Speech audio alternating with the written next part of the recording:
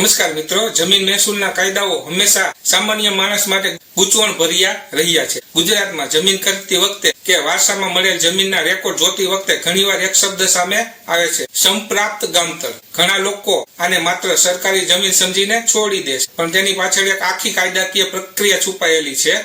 આજના સ્પેશિયલ વિડીયોમાં આપણે આ વિષયના મૂળ સુધી જઈશું. સંપ્રાપ્ત એટલે શું, ગામતળ એટલે શું, જમીન સંપ્રાપ્ત કેમ થાય છે, અને સૌથી મહત્વનું કે શું આવી જમીન પાછી મેળવી શકાય, આ તમામ સવાલોના જવાબ આજે આપણે મેળવીશું. એક, ગામતળ અને સંપ્રાપ્ત શબ્દોનો અર્થ. આ બંને શબ્દોનો અર્થ અને તફાવત સમજવો ખૂબ જ જરૂરી છે, કારણ કે ગુજરાતમાં જમીન મહેસૂલ કાયદામાં તેની મોટી ભૂમિકા છે. એક, ગામતળ એટલે શું. સરળ ભાષામાં કહીએ તો ગામતળ એટલે ગામના વસવાટ માટેની જમીન.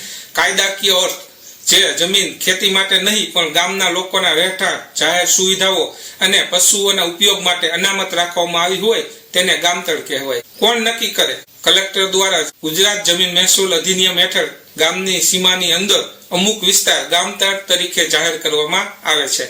તેનો ઉપયોગ રહેણાંક મકાનો, પંચાયત ઘર, સરકારી શાળાઓ, જાહેર રસ્તાઓ, ચોરા અને પશુઓ માટેનું ગોચર તે અલગ ફાળવે, આ બધું જ સામાન્ય રીતે ગામતળની જમીનમાં આવે છે. બે, સંપ્રાપ્ત એટલે શું. સંપ્રાપ્ત એ શુદ્ધ ગુજરાતી શબ્દ છે, જેનો અંગ્રેજીમાં અર્થ થાય છે રિઝ્યુમ અથવા ટેકન બેક. સરળ અર્થ, જ્યારે સરકાર કોઈ જમીન કોઈ વ્યક્તિને કે સંસ્થાને અમુક શરતો પર વાપરવા આપે અને તે શરતોનો ભંગ થાય અથવા જમીનનો હેતુ પૂરો થઈ જાય ત્યારે સરકાર તે જમીનનો કબજો અથવા અને માલિકી હક પરત લઈ લે, તેને જમીન સંપ્રાપ્ત કરી કહેવાય. તે ક્યારે થાય? શરત ભંગ. માનો કે ખેતી માટે જમીન સાંઠણીમાં મળી હોય અને તમે ત્યાં સૂચિત સોસાયટી બનાવી પ્લોટિંગ પાડીને વેચી દો, તો સરકાર તે જમીન સંપ્રાપ્ત કરી લે છે. તેમજ ગેરકાયદેસર વેચાણ. નવી શરતની જમીન કલેક્ટરની મંજૂરી વિના વેચવામાં આવે ત્યારે અથવા તથા લીઝ પૂર્ણતા, સરકાર પાસે ભાડે રાખેલી જમીનની મુદત પૂરી થઈ જાય ત્યારે. આમ બંને વચ્ચેનો સંબંધ સંપ્રાપ્ત ગામતળ. જ્યારે તમે આ બંને શબ્દો સાથે વાંચો છો, સંપ્રાપ્ત ગામતળ, ત્યારે તેનો અર્થ એ થાય છે કે ગામના વસવાટના વિસ્તારમાં આવેલી એવી જમીન જે અગાઉ કોઈ વ્યક્તિના કબજામાં કે ફાળવણીમાં હતી, પરંતુ હવે કોઈ કાયદાકીય કારણસર જેમ કે શરત ભંગ કે વારસદાર ન હોવાના કારણે સરકારે પાછી મેળવી લીધી છે. આનો નિષ્કર્ષ એ જોઈ શકાય કે જો તમારા 7/12 સંપ્રાપ્ત ગામતળ લખેલું હોય તો તેનો અર્થ એ છે કે હવે એ જમીન પર કોઈ વ્યક્તિની માલિકી નથી, તે સંપૂર્ણપણે સરકારી માલિકીની થઈ ગઈ છે. શું તમારે આ જમીનને કાયદેસર રેગ્યુલર કરવાની પ્રક્રિયા વિશે વધુ વિગત જાણવી છે? 2, જમીન સરકાર હસ્તક સંપ્રાપ્ત થવાના કારણો. જમીન સરકાર હસ્તક એટલે કે સંપ્રાપ્ત થવા પાછળ મુખ્યત્વે કાયદાકીય શરતોનું ઉલ્લંઘન જવાબદાર હોય છે. જ્યારે જમીન માલિક સરકારના નિયમોનું પાલન નથી કરતો ત્યારે સરકાર ગુજરાત જમીન મહેસૂલ અધિનિયમ હેઠળ પગલાં લઈને જમીન પાછી ખેંચી લે છે. જમીન સંપ્રાપ્ત થવાના મુખ્ય કારણો જોઈએ તો, 1, નવી શરતની જમીનનો શરત ભંગ. ગુજરાતમાં ઘણી જમીનો નવી અને અવિભાજ્ય શરત હેઠળ ફાળવવામાં આવી છે. જો આવી જમીન કલેક્ટરની પૂર્વ મંજૂરી વગર વેચવામાં આવે, ગીરો મૂકવામાં આવે કે તેના ભાગલા પાડવામાં આવે તો સરકાર તેને સંપ્રાપ્ત કરી લે છે. બિન ખેડૂત વ્યક્તિને આવી જમીન વેચવી એ પણ મોટા ભાગે શરત ભંગ ગણાય છે. 2, હેતુફેર ચેન્જ ઓફ યુઝ. જો જમીન કોઈ ખાસ હેતુ માટે આપવામાં આવી હોય, દાખલા તરીકે માત્ર ખેતી કરવા માટે, અને તેનો ઉપયોગ અન્ય કોઈ હેતુ માટે, દાખલા તરીકે રહેણાંક કે કારખાના માટે કરવામાં આવે તો તેને બિનકાયદેસર હેતુફેર ગણવામાં આવે છે. આવા કિસ્સામાં મહેસૂલ વિભાગ નોટિસ આપીને જમીન ખાલસા એટલે કે સંપ્રાપ્ત કરી શકે છે. 3, ગેરકાયદેસર બિનખેતી પ્રવૃત્તિ. ખેતીની જમીન પર સરકારની પરવાનગી વગર બાંધકામ કરવું એ કાયદાકીય ગુનો છે. જો લાંબા સમય સુધી આ દબાણ કે બાંધકામ દૂર ન કરવામાં આવે તો મામલતદાર કે કલેક્ટર સાહેબ તે જમીન સરકાર હસ્તક લેવાનો હુકમ કરી શકે છે. 4, વારસદારનો અભાવ. જો ગામતળમાં કે અન્ય જગ્યાએ કોઈ જમીન કે મકાન હોય અને તેના માલિકનું અવસાન થાય અને ઘણા વર્ષો સુધી કોઈ કાયદેસરનો વારસદાર સક્સેસર તે જમીન પર દાવો ન કરે તો પંચાયત અહેવાલ મુજબ આવી બિનવારસી મિલકત સરકાર સંપ્રાપ્ત કરી લે છે. 5, ભાડાપટ્ટો લીઝ. લીઝની મુદત પૂરી થવી. ઘણી જમીનો સરકાર દ્વારા 30 વર્ષ, 60 વર્ષ કે 99 વર્ષના ભાડાપટ્ટા લીઝ પર આપવામાં આવેલી હોય છે. જ્યારે આ લીઝની મુદત પૂરી થાય અને સરકારે તેને રિન્યુ ન કરે ત્યારે તે જમીન આપોઆપ સંપ્રાપ્ત સરકારી જમીન બની જાય છે. 6, જાહેર હિત માટે સંપાદન. ક્યારેક સરકારને રસ્તા પહોળા કરવા હોય, નહેર બનાવવી હોય અથવા રેલવે જેવા જાહેર કામો માટે જમીનની જરૂર પડે, છે. આ કિસ્સામાં જૂની ફાળવણીઓ રદ કરીને વળતર ચૂકવીને જમીન સંપ્રાપ્ત કરવામાં આવે છે. મહત્વની વાત, જ્યારે જમીન સંપ્રાપ્ત થાય ત્યારે 7/12 ઉતારામાં ફેરફાર નોંધ એન્ટ્રી નંબર 6 પડે છે. આ નોંધમાં કયા કાયદા હેઠળ અને કયા અધિકારીના ઓર્ડરથી જમીન સરકાર હસ્તક લેવાય છે તેની વિગતવાર માહિતી હોય છે. શું તમારે આમાંથી કોઈ ચોક્કસ કારણ જેમ કે નવી શરતનો ભંગ વિશે વધુ ઊંડાણપૂર્વક જાણવું છે? 3. શરત ભંગ અને નવી શરતની જમીનના નિયમો. જમીન મહેસૂલ કાયદામાં નવી શરત અને શરત ભંગ એ સૌથી ગંભીર વિષયો છે. જો તમે આવી જમીન સાથે જોડાયેલા હોય તો તેના નિયમો જાણવા ખૂબ જ જરૂરી છે, કારણ કે એક નાની ભૂલ તમારી જમીન સરકાર હસ્તક એટલે કે સંપ્રાપ્ત કરાવી શકે છે. એક નવી શરતની જમીન એટલે શું? નવી શરતની જમીન એટલે એવી જમીન જે સરકાર દ્વારા ખેડૂતને અથવા પછાત વર્ગોને ખેતી કે રહેણાંકના હેતુ માટે ખાસ શરતો સાથે આપવામાં આવી હોય. મુખ્ય શરત, આવી જમીન કલેક્ટરની પૂર્વ મંજૂરી વગર વેચી શકાતી નથી, તેમજ ગીરો મૂકી શકાતી નથી અથવા તેના ટુકડા કરી શકાતા નથી. હેતુ, સરકારનો મુખ્ય હેતુ એ હોય છે કે નબળા વર્ગના લોકો પોતાની જમીન સસ્તામાં વેચીને ભૂમિહીન ન બની જાય. ઓળખ, 7/12 ઉતારામાં કબજેદારના પ્રકારમાં નવી શરત અને અવિભાજ્ય શરત એવું લખેલું હોય છે. 2. શરત ભંગ એટલે શું? જ્યારે નવી શરતની જમીન પર લાદવામાં આવેલ શરતોનું ઉલ્લંઘન થાય ત્યારે તેને શરત ભંગ કહેવાય છે. શરત ભંગ ક્યારે ગણાય?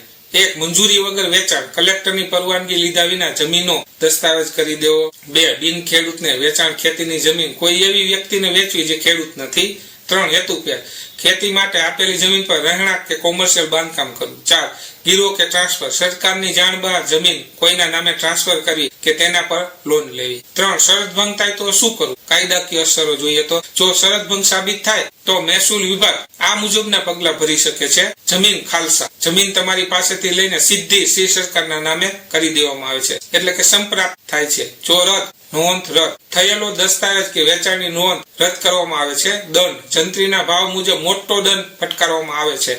કબજો, જો જમીન પર બાંધકામ હોય તો તેને તોડી પાડવાનો હુકમ પણ થઈ શકે છે. 4. નવી શરતની જમીન વેચવી હોય તો શું કરવું? નિયમો, જો તમારે નવી શરતની જમીન વેચવી હોય તો તેને જૂની શરતમાં ફેરવવી પડે છે. પ્રીમિયમની ચૂકવણી, સરકારે નક્કી કરેલા પ્રીમિયમ જંત્રીના અમુક ટકા રકમ જે 20% થી 80% સુધી હોઈ શકે છે તે ચૂકવવી પડે છે. કલેક્ટરની મંજૂરી, પ્રીમિયમ ભર્યા બાદ કલેક્ટર જમીનને જૂની શરતમાં ફેરવવાનો હુકમ કરે છે. સમય મર્યાદા, સામાન્ય રીતે 15 વર્ષ કે તેથી વધુ સમય સુધી જમીન રાખ્યા પછી જ પ્રીમિયમ ભરીને જૂની શરતમાં ફેરવવાની અરજી કરી શકાય છે. 5. શું શરત ભંગ થયેલી જમીન પાછી મળી શકે?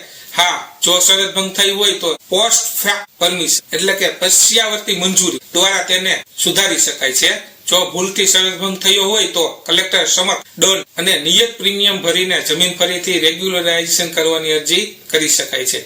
જો સરકારને યોગ્ય લાગે તો તે મંજૂર કરે છે. ટિપ્સ, ક્યારેય કોઈ પણ સંપ્રાપ્ત ગામતળ કે નવી શરતની જમીનનો કાચો સોદો કે બાનાખત કરવો નહીં, કારણ કે કાયદાની નજરમાં તેની કોઈ કિંમત નથી. શું તમારે આ જમીનને જૂની શરતમાં ફેરવવા માટેના પ્રીમિયમના દરો વિશે જાણવું છે? 4. 7/12 ઉતારામાં આ જમીનની ઓળખ કેવી રીતે કરવી? 7/12 ઉતારામાં જમીન સંપ્રાપ્ત છે કે સરકારી છે તે ઓળખવા માટે તમારે ઉતારાના મુખ્ય 3 ભાગો ઉપર ખાસ ધ્યાન આપવું પડશે. આ મુજબના સ્ટેપને અનુસરશો તો તમે સચોટ ઓળખ કરી શકશો. 1. કબજેદારનું નામ.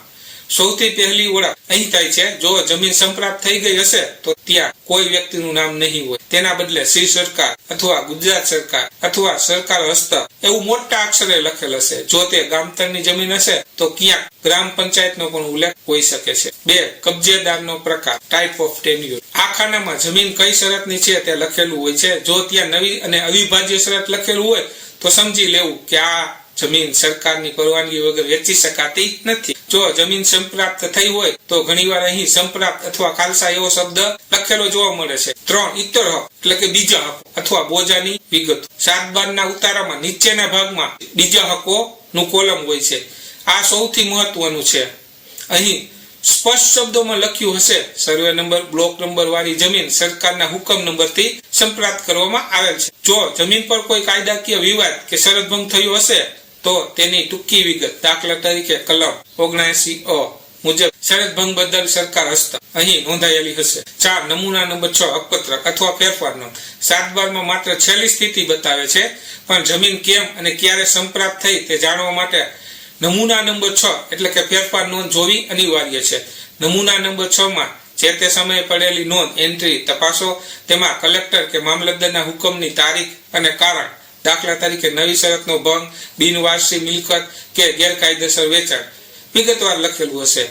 ઓળખવા માટેના કીવર્ડ્સ, આ પૈકી કોઈ પણ શબ્દ દેખાય તો સાવધ થઈ જવું. શ્રી સરકાર, ખાલસા થયેલી, સંપ્રાપ્ત, શરત ભંગ બદલ સરકાર હસ્તક, કલમ 79A ની અમલવારી. ખાસ નોંધ, જો તમે કોઈ જમીન ખરીદતા હો અને 7/12 કબજેદાર તરીકે કોઈ વ્યક્તિનું નામ હોય છતાં ઇતર હકમાં સરકાર હસ્તક લેવાની કાર્યવાહી ચાલુ છે એવું લખેલ હોય તો પણ તે જમીન જોખમી ગણાય છે. શું તમારી પાસે કોઈ એવા 7/12 ઉતારા છે જેમાં આવા શબ્દ લખાયેલા છે? જો હોય તો તમે તેની વિગત કોમેન્ટ બોક્સમાં પૂછી શકો છો. 5 મિત્રો, હવે આપણે જોઈએ સંપ્રાપ્ત જમીન કાયદેસર કરવા માટેની અપીલ અને પ્રક્રિયા. સંપ્રાપ્ત એટલે કે સરકાર હસ્તક થયેલી જમીન ફરીથી મેળવવી એ કાયદાકીય કે કાયદેસર કરાવી એ એક કાયદાકીય પ્રક્રિયા છે. આ પ્રક્રિયા જમીન કયા કારણોસર સંપ્રાપ્ત થઈ છે તેના પર આધાર રાખે છે. આ મુજબની સ્ટેપ બાય સ્ટેપ પ્રક્રિયા અનુસરી શકાય છે. 1. જમીન સંપ્રાપ્ત થવાનું કારણ જાણવું. સૌપ્રથમ તમારે નમૂના નંબર 6 હકપત્રકની નકલ કઢાવવી જોઈએ. તેમાં જે નોંધ એન્ટ્રી દ્વારા સરકાર હસ્તક લેવાય છે તેની વિગત હશે. તેમાં કયા અધિકારીએ એટલે કે મામલતદાર કે કલેક્ટર સાહેબ અને કયા કારણોસર શરત ભંગ કે દબાણ કે વારસદારના અભાવે હુકમ કર્યો છે તેની માહિતી મળશે. 2. અપીલ કરવાની પ્રક્રિયા. જો તમને લાગે કે જમીન ખોટી રીતે અથવા તમારી રજૂઆત સાંભળ્યા વગર સંપ્રાપ્ત કરવામાં આવી છે તો તમે અપીલ કરી શકો છો.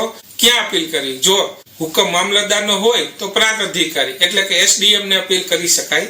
જો હુકમ પ્રાંત અધિકારીનો હોય તો કલેક્ટર સાહેબને અપીલ કરી શકાય. સમય મર્યાદા. સામાન્ય રીતે હુકમ મળ્યાના 60 થી 90 દિવસમાં અપીલ કરવી જરૂરી છે. જો સમય વીતી ગયો હોય તો વિલંબ માફી માટે અરજી સાથે અપીલ કરી શકાય. 3. જમીન કાયદેસર કરવાની પ્રક્રિયા. જો જમીન સાચા અર્થમાં શરત ભંગ કે દબાણના કારણે સંપ્રાપ્ત થઈ હોય તો સરકારના અમુક ઠરાવો મુજબ તેને ફરીથી મેળવી શકાય છે.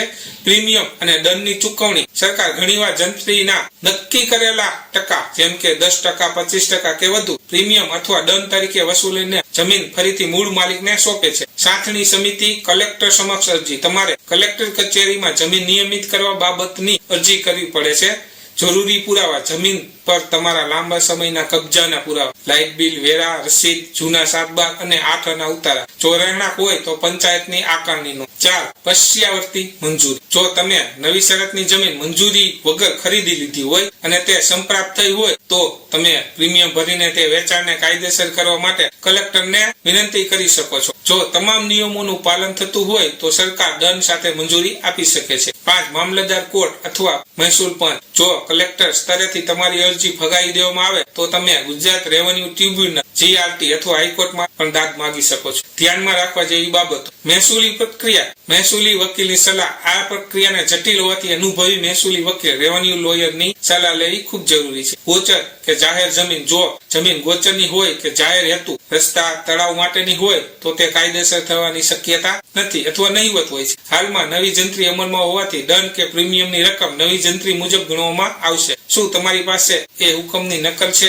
જેના દ્વારા જમીન સંપ્રાપ્ત થઈ છે? જો હોય તો તેમાં કઈ કલમનો ઉલ્લેખ છે તે કોમેન્ટ કરી જણાવશો, જેથી આગળના પગલા શું લઈ શકાય તે કોમેન્ટથી તમે જાણી શકો. 6. જમીન ખરીદતી વખતે રાખવાની સાવચેત. જમીન ખરીદવી એ જીવનનું સૌથી મોટું રોકાણ છે, પરંતુ જો સાવચેતી ન રાખવામાં આવે તો કાયદાકીય મુશ્કેલી પરિણમી શકે છે. ખાસ કરીને સંપ્રાપ્ત કે સરકારી જમીનોના કિસ્સામાં છેતરપિંડી થવાની શક્યતા સૌથી વધુ હોય છે. જમીન ખરીદતી વખતે આ મુજબની સાવચેતીઓ ચોક્કસ રાખવી જોઈએ. 1. જમીન રેકોર્ડની ઝીણવટભરી તપાસ. 7/12 અને 8 ઉતારા.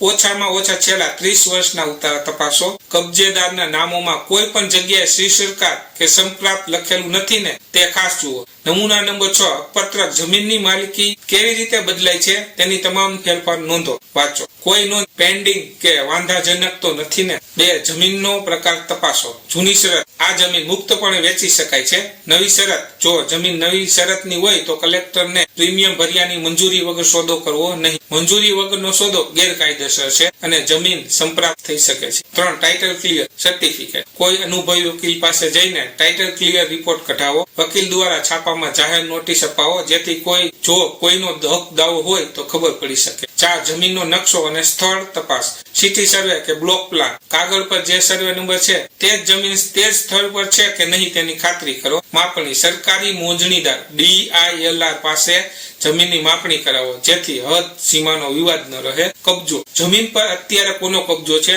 કોઈ દબાણ કે ગેરકાયદેસર બાંધકામ તો નથી ને. 5 ઝોનિંગ અને બિનખેતીની સ્થિતિ, ઝોન તપાસો, જમીન રેસિડેન્શિયલ, કોમર્શિયલ કે એગ્રીકલ્ચર ઝોનમાં છે. જો તે રિઝર્વેશન હોય, દાખલા તરીકે રોડ કે બગીચા માટે અનામતમાં હોય તો ત્યાં બાંધકામ થઈ શકે નહીં. એને હુકમ, જો જમીન બિનખેતી એને થયેલ હોય તો તેનો હુકમ અને લેઆઉટ પ્લાન અસલી છે કે નહીં તેની ચકાસણી ઓનલાઈન પોર્ટલ IORA પર કરો. 6 નાણાકીય વ્યવહાર, પેમેન્ટ, ચેક કે ઓનલાઈન ટ્રાન્સફર, ક્યારેય પણ જમીનના નાણાં રોકડા કેશ ન આપો. હંમેશા બેન્કિંગ ચેનલ દ્વારા પેમેન્ટ કરો જેથી કાયદેસરનો પુરાવો રહે. બાનાકટ, સાટાકટ, સોદો નક્કી થાય ત્યારે રજીસ્ટર બાનાકટ કરાવો જે બધું સુરક્ષિત છે. 7 અન્ય મહત્વના દસ્તાવેજો, ઝોનિંગ સર્ટિફિકેટ, લોકલ ઓથોરિટી, ગુડા, ઓડા, રૂડા વગેરે પાસેથી ઝોનિંગની વિગતો મેળવો. વેરા રસીદ, પંચાયત કે નગરપાલિકામાં કોઈ વેરો બાકી નથી તેની ખાતરી કરો. ચેતવણી, જો જમીન સંપ્રાપ્ત થયેલ હોય અને કોઈ વ્યક્તિ તમને એવું કહીને વેચે કે હું ભવિષ્યમાં આ જમીન કાયદેસર કરાવી આપી તો પણ આવી જમીન ખરીદવી નહીં.